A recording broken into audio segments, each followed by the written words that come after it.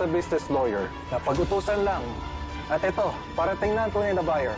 Sila ang may dala ng kabuuan ng 100 million. Sir? Miss mo na ba ako?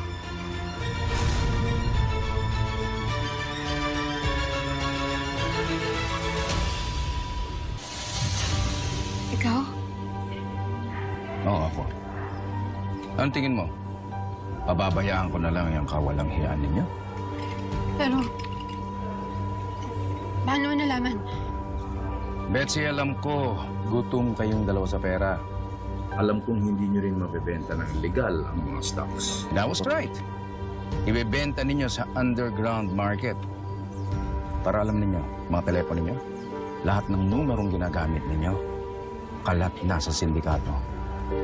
Robert, bakit hindi niyo na lang kami pabayaan? Kasi walang kasalanan na hindi na pinagbabayaran.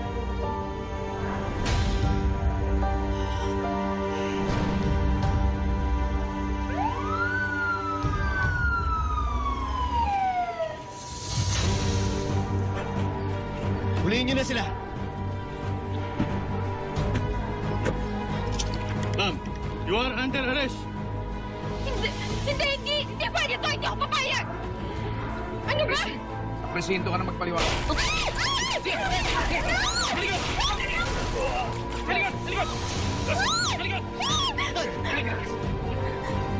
Oh my God! Ano?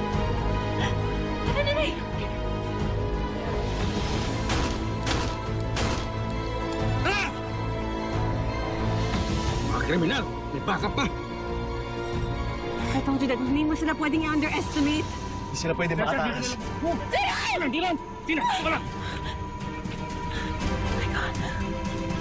Dad, si Gerald. Dito.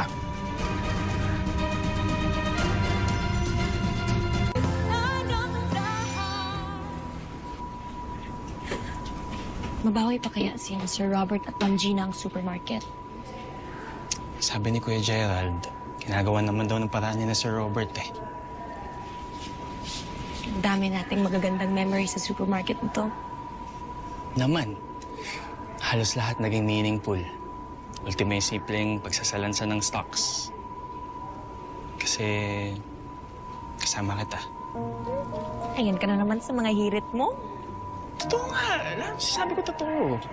Galing dito.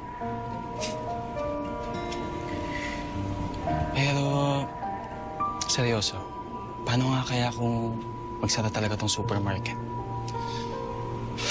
Nakakalungkot.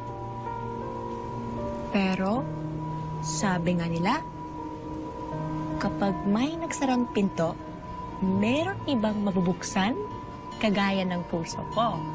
Aba. Pumabanat ka na ngayon, ha? Teka. Anong ibig mong sabihin? Ikaw, anong intindi mo doon? Tayo na? As in, ikaw, ako, talagang tayo na? Yes! Sinagot na lang ka ako! Okay. Simula nang umalis ka dito sa supermarket, doon ko na-realize kung gaano kita na-miss. Ganun pala kalaki ang epekto mo sa akin. At kapag hindi na tuloy ibenta ang supermarket, may bonus kang kiss sa akin. Talaga? Pwedeng hug muna. Sige.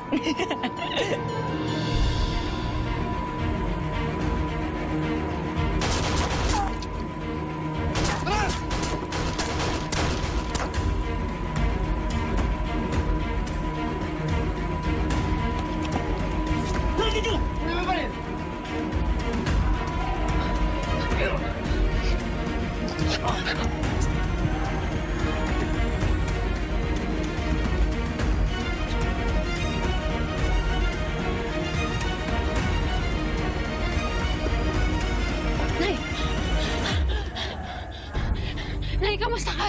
Okay lang ako. Lang ikaw, yung baby mo. Okay lang. Muntik na tayo dun, ha? Naisahan tayo ni Robert. Buti na lang ready si Brian. Alam mo, sinabi rin ni Brian to, eh. Pwede talaga magkagulo. Pero Nay, kailangan din natin umalis. Kailangan natin makatakas. Pero teka lang yung pera. Wala na, hindi na natin makukuha. Hayaan natin yun. Wala na tayong magagawa.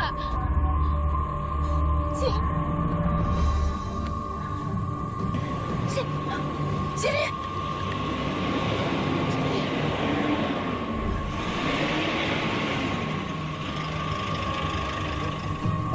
Susan, tara na! Bilisan niyo!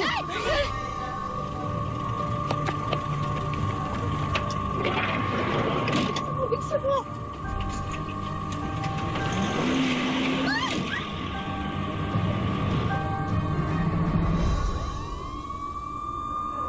So, ito po yung mga documents na nakuha natin.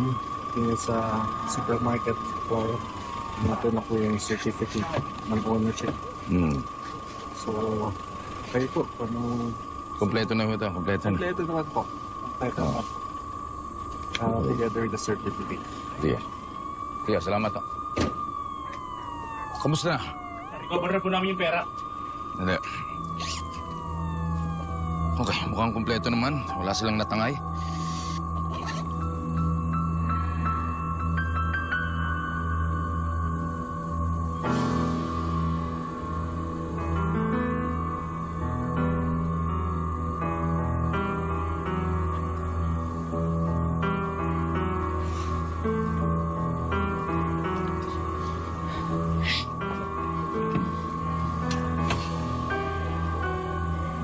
Dad, Gerald, nakatakas sila.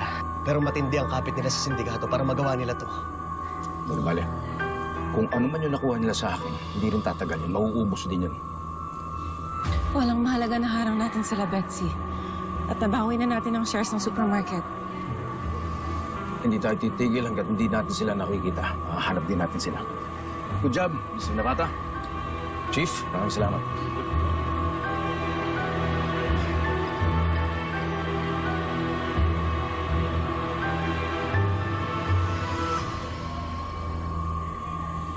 Buwisit! Wala din nangyari sa mga pinaghirapan natin. Kaya nga eh. Naglaway pa naman ako sa dami ng pera. Sino bang hindi nangihinayang? Pati nga mga tao ko nadamay eh. Paano na tayo, Nay? Paano na ako? Paano yung anak ko? May pera pa naman tayo. Yung mga nakulimbat ko. Kasyahin na lang natin. Susan, nabawasan na yon. Pinambili namin ng baril. Binayaran na rin namin yung mga tauhan. Buwisit na Robert yan! Akala ko nautakan ko na sila pero natalo na naman nila ako.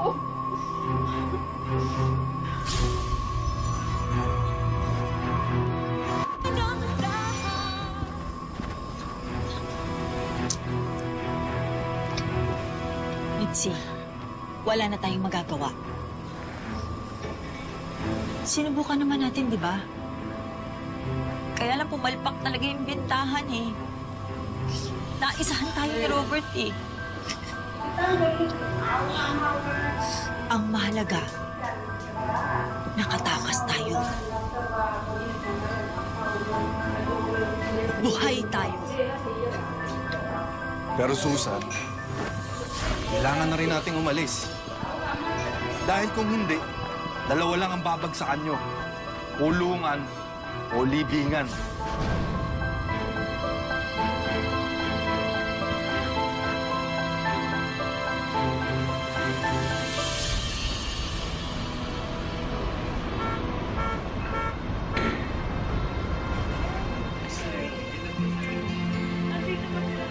Hindi ka naman nawala, naka-uniform ka pa rin eh.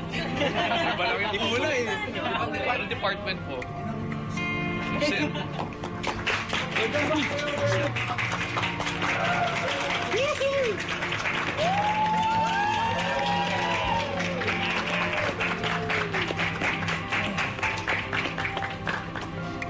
Maraming salamat sa suporta ninyo at mahigit sa lahat yung pagmamahal ninyo. As you all know, hindi biro itong pagdaanan ko. Pero ngayon at nandito na ako, meron lang akong gustong ilinaw. Alam ko hong may nangyaring mga kaganapan, mga kaguluhan, at may nangyaring mga paghihimasok. Mga pangyayaring hindi natin ginusto. Muntik nang mawala itong ating grocery. Pero dahil binalik na ang leadership, gusto ko ibalik kay Gina ang pagiging presidente ng ating kumpanya.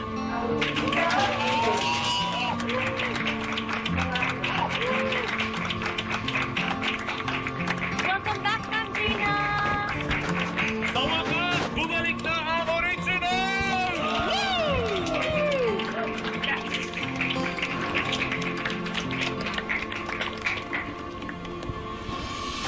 Thank you. I promise this time, I'm gonna protect not only the supermarket, pero yung pamilya na nabuo mo dito.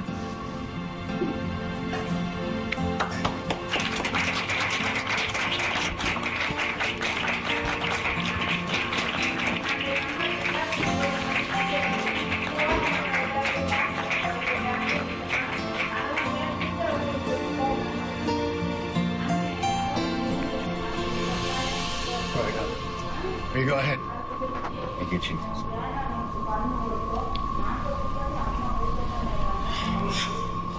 Ilang buwan na nakataan. Di pa rin nila nahahanap si Susan at si Betsy. Wala ba silang kahit anong lead, Dad? Well, posible wala na sila sa Manila. Parang nasa probinsya na siya, pero hindi nila matuntun eksakto kung nasan siya. Ang problema pa, Dad, wala na rin silang kamag-anak dito na pwede natin mapagtanungan. Kaya kahit ang mga pulis nahihirapan na matuntun sila. It's been months. You know, by this time, malaki na ang siya ni Betsy. Siya mga anak anytime. Mas iniintindi ko yung kapakanan ng bata. I understand. Siya, kapatid mo pa rin siya. Hindi ako papayag na lumalak sa poder ng mga kriminal.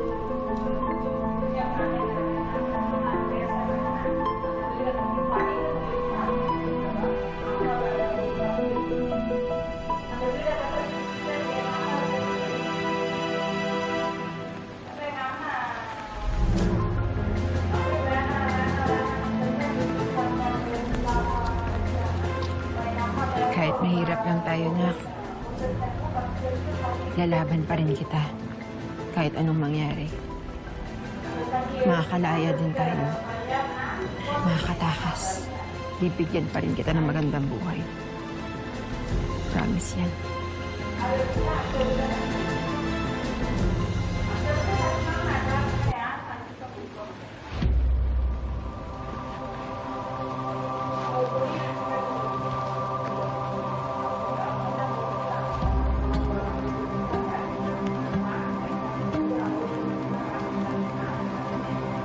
Ano, Susan? Ganito na lang ba tayo? Huwag ka mag-alala. Pagkapanganak ni Betsy, magagamit natin yung bata para magkapera. Paano ka naman na sigurado? Papayag yan, anak ko mo.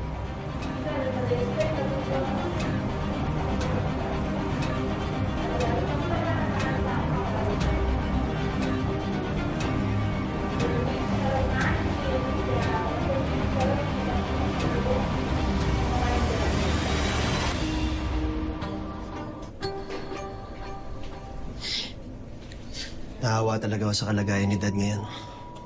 Ramdam ko siya dahil tatay din ako. Nag-aalala siya sa magiging lagay ng anak nila ni Betsy.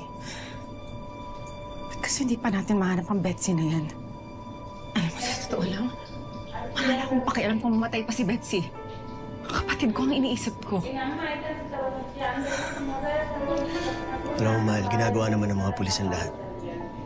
Na-trace naman nila yung posibleng kasama nila Aling Susan at Betsy. Brian niya abot ang pangalan. Yung sindikato na yun. It's still a dead end. Walang gusto magsalita sa lahat ng mga na-interview natin na nakakakalala sa kanila.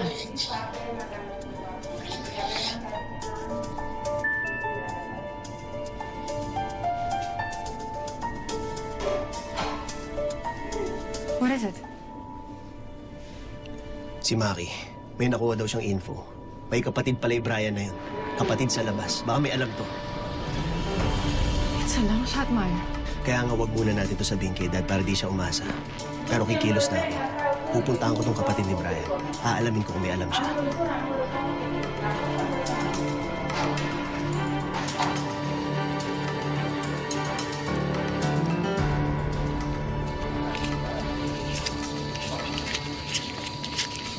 Palito na naman ako.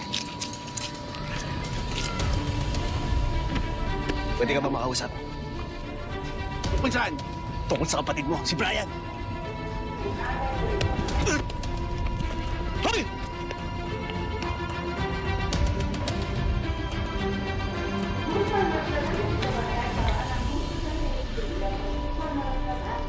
Robert, malalim na naman iniisip mo.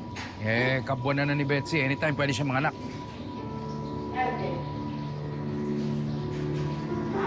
Alam mo, Robert, kahit anong sama ni Betsy, hindi naman niya siguro pababayaan yung anak niyo.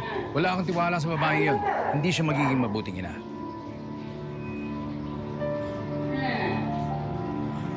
Paano na nga kaya, no? Ang hirap ng sitwasyon, Robert. Wanted ang nanay ng anak mo. Ibig sabihin, nasa peligro ang buhay ng bata hanggat na kay Betsy siya. Kaya kailangan makita na natin si Betsy. Gusto ko na makasama ang anak ko.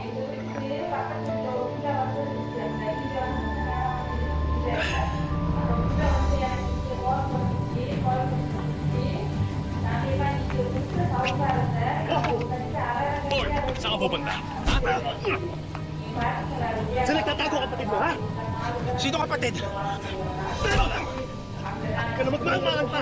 Si Brian, yung kasabot nila Betsy, Danny, Susan! Nasaan siya? Di ko alam! Ano? Ano? Hindi mo alam? O dadalhin ka namin sa pulis? Tulak ka, di ba? Matagal ka na pante, ha? Basta pasensya ko sa'yo, ha? Tara, dali natin sa presinto to. Wag! Wag! Magsasalita na ako. Ayaw akong bumalik dun. Nasaan sila? Nasaan? Nagtago sila sa isang farm. Sa Peñaranda. Kasama niyo yung buntis tsaka yung nanay.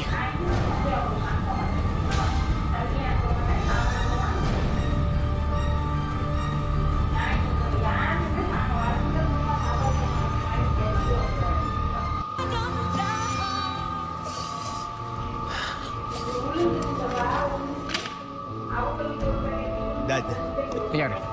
hawak na namin ngayon ang kapatid ni Brian. Pero hindi namin siya pwede i-detain na matagal. Kailangan na namin kumilos. Kaya kailangan makita na natin si Betsy. Dad, no.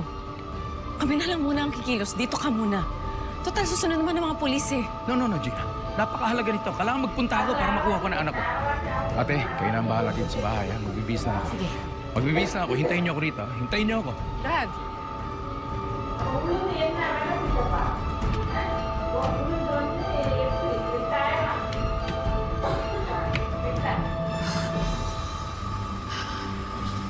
Nay, manganganak na ako. Nararamdaman ko na. Eh ano, tawagan ko ng kumadrona? Nag-aalala ko na eh.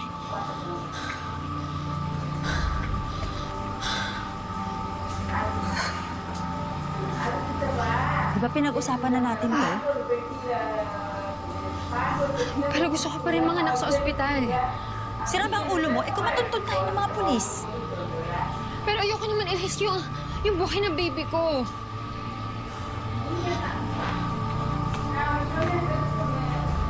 Huwag kang nega. Bihasa yung kumadron ang tinawagan ko. Marami na rin siya pinaanak. Let's see. Lalabas na malusog ko ang bata. Maniwala ka sa akin.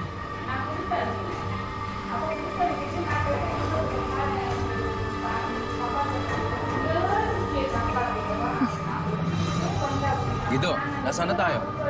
Medyo malapit-lapit na po, sir. Nakasunod na rin mga pulis, Dad. Good.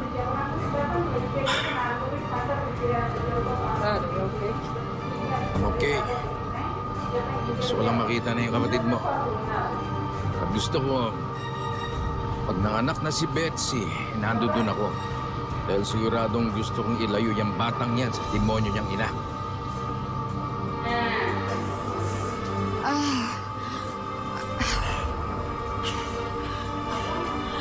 Nay, nagko-contract na ako eh. Nay, makanganak na ako. Nararamdaman ko na. Ikaw kasi sinabi ko ng tawagan ko ni Kumadrona eh. Pero, mas komportable ako manganak sa ospital. Kahit sa klinik man lang. Nay, Bahala ka, ang kulit-kulit mo naman. Sinabi nang hindi natatawagan ko ni Kumadrona ngayon ah.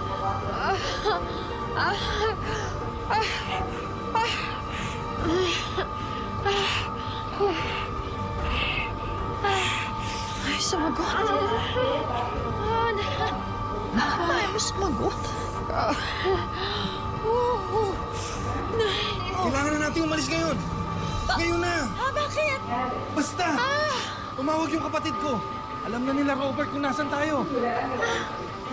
Nay! Teka lang, makanganak na si Betsy. Nay! Betsy!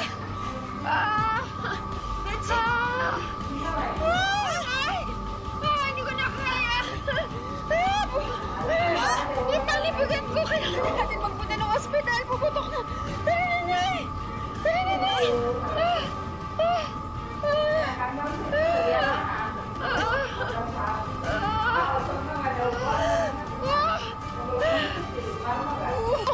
Kailangan natin magpunta ng ospital. Wala na tayong oras. Sandali! Sandali! Yung palibigan ko! Yung payong. Susan, kunin mo yung payong. Saan mo siya dadala? May alam ako. Tara, tara, tara. Bilisan mo. Anak!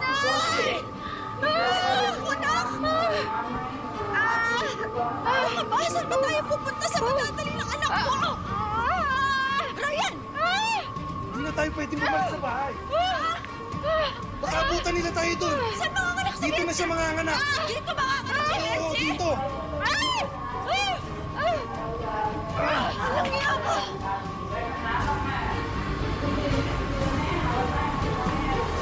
Ayun yung farmhouse. Sige.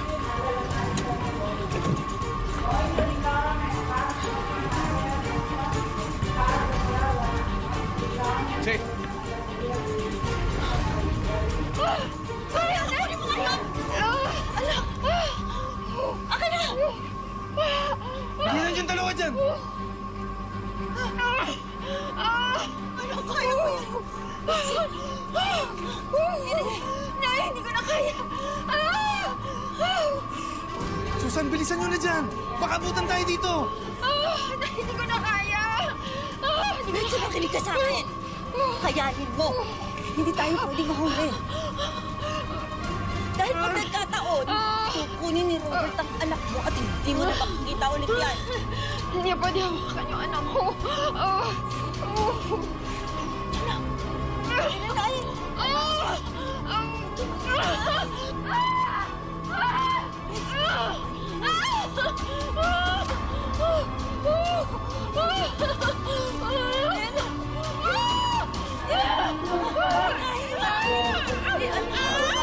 Wala na sila dito. Wala nang tao, Dad.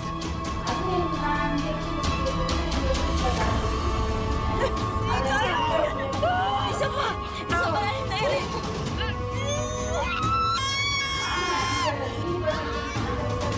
Sandali.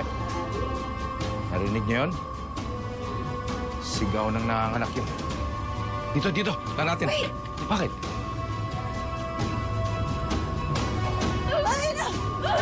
Kulong! Oh, bilisan nyo. Bilisan yung dalawa dyan.